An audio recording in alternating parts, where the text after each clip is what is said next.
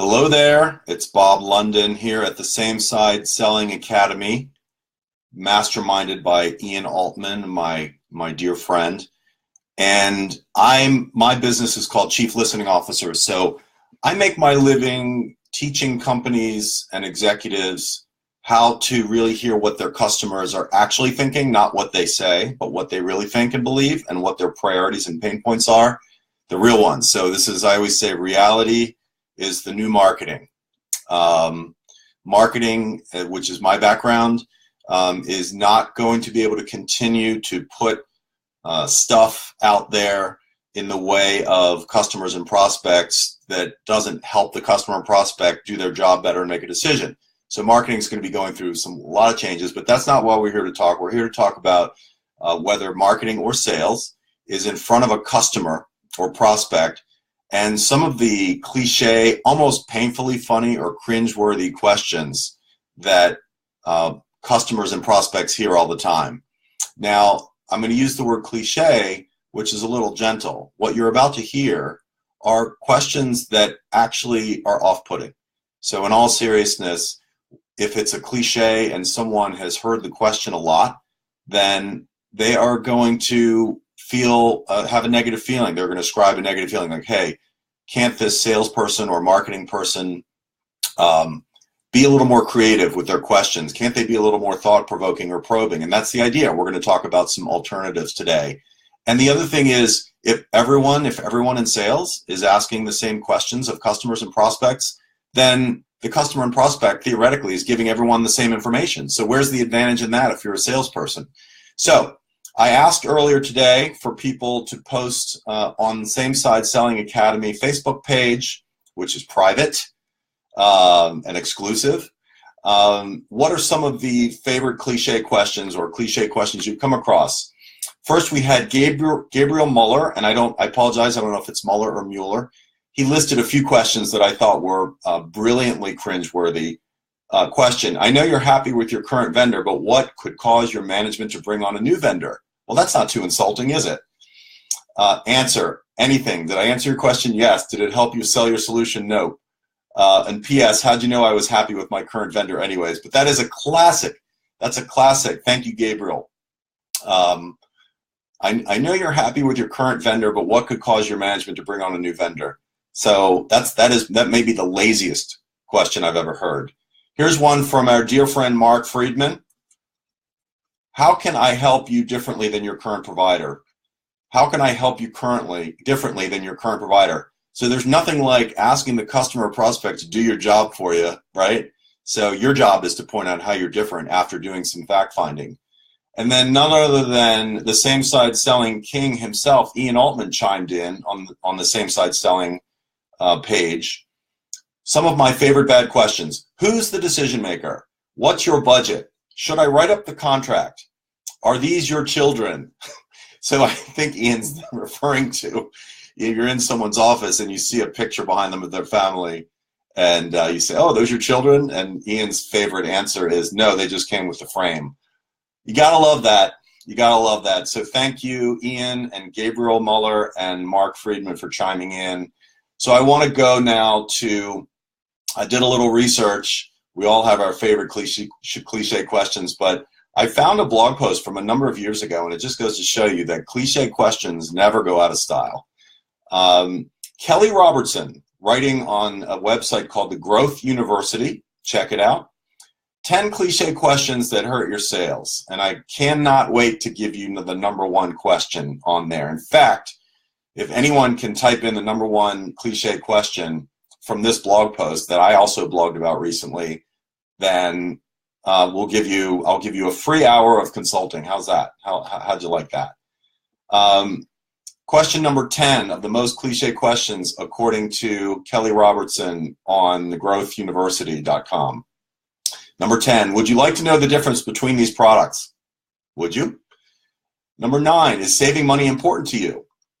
Number 7, if I could wave a magic wand, what problem would you like solved? So that's not too insulting, is it? Yes, let's pretend we're in preschool and I have a magic wand. What would you magically like to be solved? Are you the decision maker? So we heard that before from, I believe, Ian. if I could get you a better price, would you buy? This is the whiff of desperation. These sounds like some of these questions come at the end of the month, right? So the end of the month is the time when that dangerous thing that we're armed with called a quota, it creeps over and takes over our entire personality, and the quota is sitting here on our shoulder saying, ask him if you can reduce the price. Will that help? Ask them anything. Figure out, can they fax us the order by midnight tomorrow at the end of the month? Let's check it out. Okay, I'm going to skip to the number one, according to this article, most cliche question. What keeps you up at night? Yes, we really want to know what keeps our customers and prospects up at night.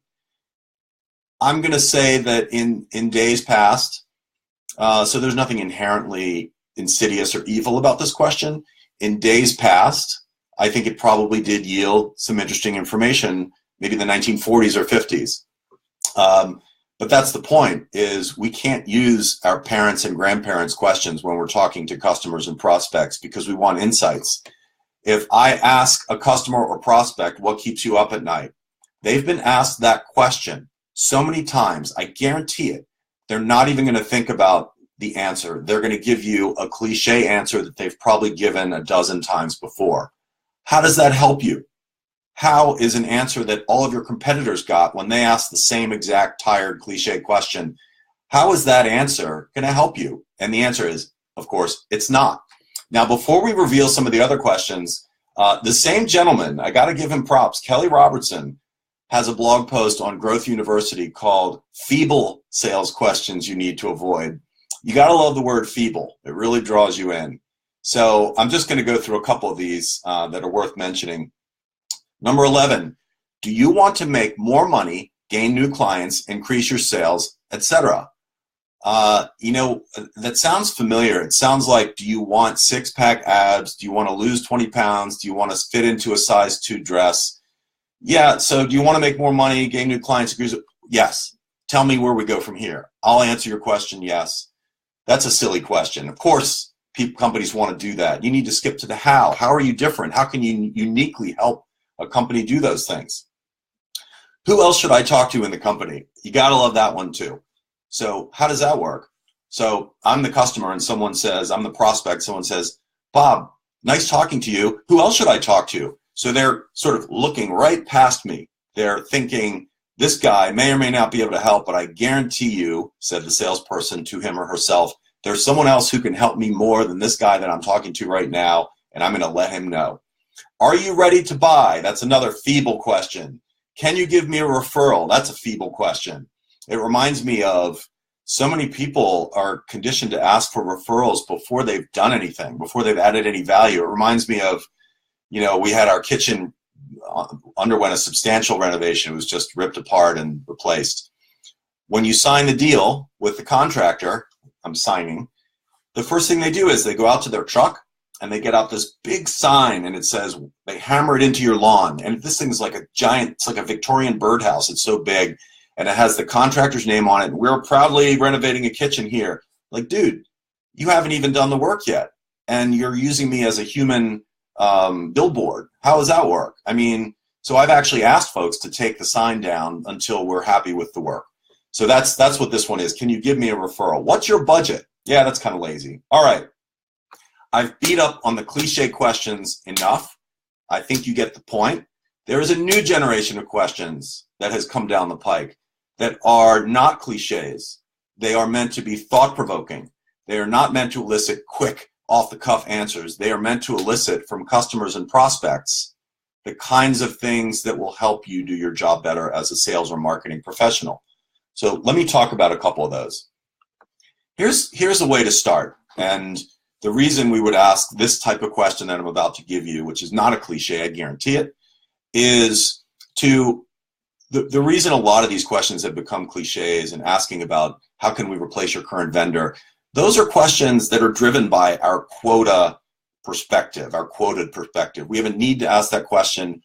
We shouldn't be asking about ourselves and how they can help us. We should be asking about them first. So the first question might be something like, tell me, at the next board meeting, what are the 2 or 3 top bullet points that need to be covered with the board? What's that update going to look like? That gets them thinking about, okay, so you're not asking about me and you're not trying to sell me something in this question. You're trying to understand, get some context. And that's exactly right. Here's another one.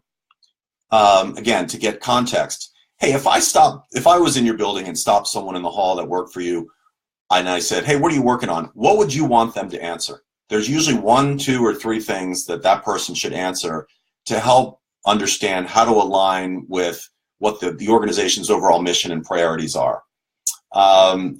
What's the one thing you wish you and your team was doing better right now or this year?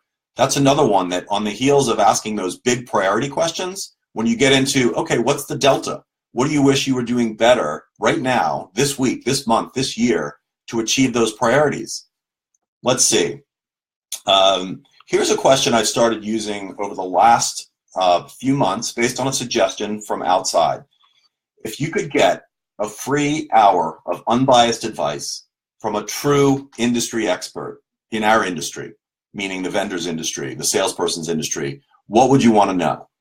That's beautiful. So at a minimum, what's going to come out of that will be the things that are on this person's mind that you're talking to that are things that are above and beyond what they expect from a regular vendor.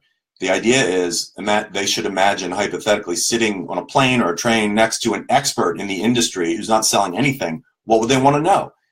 There are some amazing insights that have come from this that have helped with content marketing because it helps you understand the themes that are on the mind of the prospect.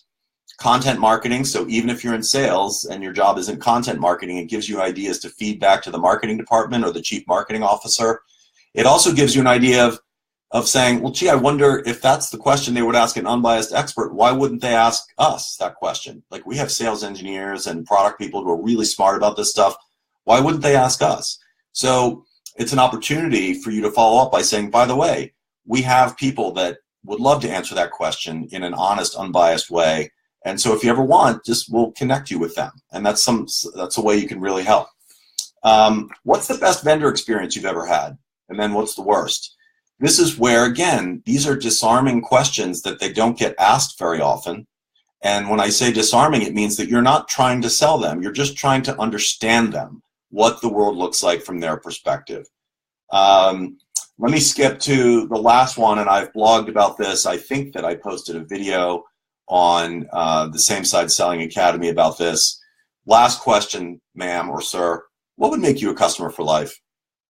Now, that's the killer question, because what we find out very quickly is what I found out in doing about 1,000 one-on-one conversations with decision makers. What would make you a customer for life? You know what they say? No one's ever asked me that. No one, Bob, has ever asked me that. What does that tell me? It tells me, A, they're probably going to think about their answer and give me something insightful. And B, if no one else has asked it, they're going to give me an answer that they haven't given anyone else, which gives me an advantage. It's going to give me an insight that other folks don't have. Hey, I've enjoyed this a lot. I hope you've gotten something out of it. In a minute, I'll post a link to an ebook, the Customer Rediscovery Playbook, that is absolutely free. If you want to go to chieflisteningofficers.com/free.